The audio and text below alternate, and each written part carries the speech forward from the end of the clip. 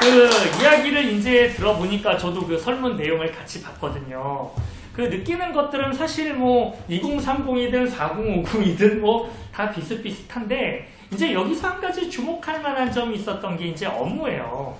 이 보면은 업무가 그러니까 이 관료 조직이다 보니까 약간 군대식 그런 게 있잖아요. 네. 그 다 경험하셨을 거고 그런 이야기들을 이제 듣고자 모셨는데 근데 그렇잖아요. 라떼는 마리아가 라떼 그거 다 했어. 일단 기본적으로 신규 들어오면 뭐부터 해야 돼요? 뭐 스카우트, 뭐 투표 업무들이 다 있지 않습니까? 이런 어떤 업무에서의 불균형, 그것에 대한 응답이 굉장히 많았어요. 거기에 이제 그것들을 조정해줘야 되는 관리자의 역할들이 좀 부족하다는 것도 있었고, 그래서 이 부분에 대해서 조금 자세하게 우리 김성현 선생님이나 김혜란 알죠?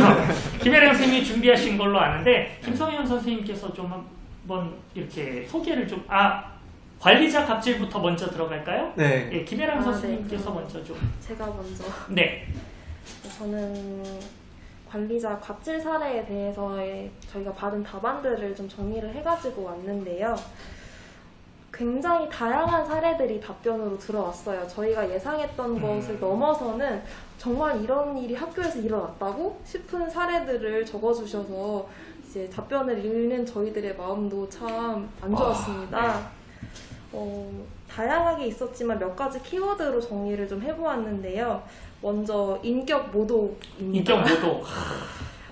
네. 폭언이나 면박이나 반말, 성희롱, 소리를 지르기, 아니면 무릎을 꿇게 하기 와 같은 사례들을 직접 저희가 답변으로 받았어요. 저희가 지금 자세하게 이 사례들을 언제 이런 상황이 있어서 이런 일이 있었다라고 말씀드리면 답변 주신 특정 선생님이 너무 지칭되기 때문에 제가 이렇게 뭉뚱그려서 말씀을 드리지만 답변에서 나와 있는 그 폭언의 수위와 면박의 정도가 정말 상당했습니다. 관리자와 상급자를 떠나서 이제 그냥 이런 구조를 떠나서 이렇게 사람과 사람 사이에 어떻게 이런 말과 행동을 할 수 있을까 싶은 답변들이 많아서 마음이 참 안 좋았습니다. 두 번째로는 이제 관리자가 학교 업무와는 상관이 없는 개인적인 이제 심부름이나 업무 지시를 내리는 것이 많이 있었는데요. 갑질 사례로 되게 자주 등장하는 게 커피를 타오라는 것이나 과일, 후식 준비하는 이런 심부름을 넘어서 논문 준비 같은 개인적인 업무를 지시한다거나 아니면 정말 관리자분의 개인 생활에 따른 심부름을 지시한다거나 이걸 넘어서 관리자의 가족과 관련된 심부름까지 지시하는 등 사례가 많이 심각했습니다.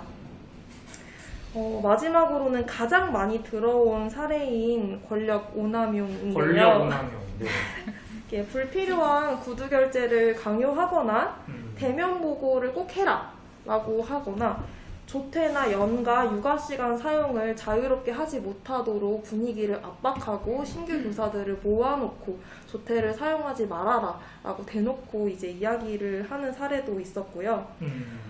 업무 분장이 있어서 이제 관리자분들이 지나치게 개입하셔서 이렇게 공정한 업무 분장이 되지 못하도록 만들어 놓은 사례도 있었던 반면에 업무 분장이 누가 봐도 공정하지 못함에도 관리자분들이 나서서 조정을 해주셔야 되는 상황임에도 이제 먼발치에서 외면하는 사례도 있었습니다. 밤 10시, 11시 늦은 시간에 업무 지시하거나 주말에 연락 와서 업무 지시하거나 또 방학에 교사가 출근할 수밖에 없는 상황을 이렇게 만들어서 이렇게 굳이 출근해라라고 하진 않지만 상황을 만들어서 이렇게 출근을 할 수밖에 없는 사례도 있었고요. 관리자나 상급자 개인의 지인을 학교 연수에 강사로 초빙을 하거나 특정 업체의 물품만을 구매하도록 강요하는 이런 사례도 있었고 학부모와 학생과의 갈등 상황에서 사실 신규나 저경력 교사 선생님들 같은 경우는 이제 관리자 상급자의 도움이 절실한 경우가 되게 많아요. 근데 그런 상황에서 교사나 교권을 보호해주지 않고 뭐 학부모 앞에서 교사를 깎아내린다거나 면박을 준다거나 무조건적으로 이건 교사가 잘못한 거다라고 그냥 결론 지어버리거나 이제 관리자분들께 뭔가 고충을 이야기했을 때 그 고충을 외면하는 사례도 있었습니다. 네. 그리고 이런 문제들이 그 2030이기 때문에 아무래도 윗세대가 네. 특히 이제 관리자들이 봤을 때 더 그런 측면이 좀 있을 거라는 말씀이시죠? 아무래도 신규고 적용력 교사고 하면은 교장 선생님 같이 위에 계신 상급자분들은 정말 하늘 같아요. 경력도 엄청 차이가 나고 그냥 네. 보는 것만으로도 나보다 교육 경력이 훨씬 많은 선생님, 어쩌면 저의 은사님일 수도 있을 정도의 차이니까.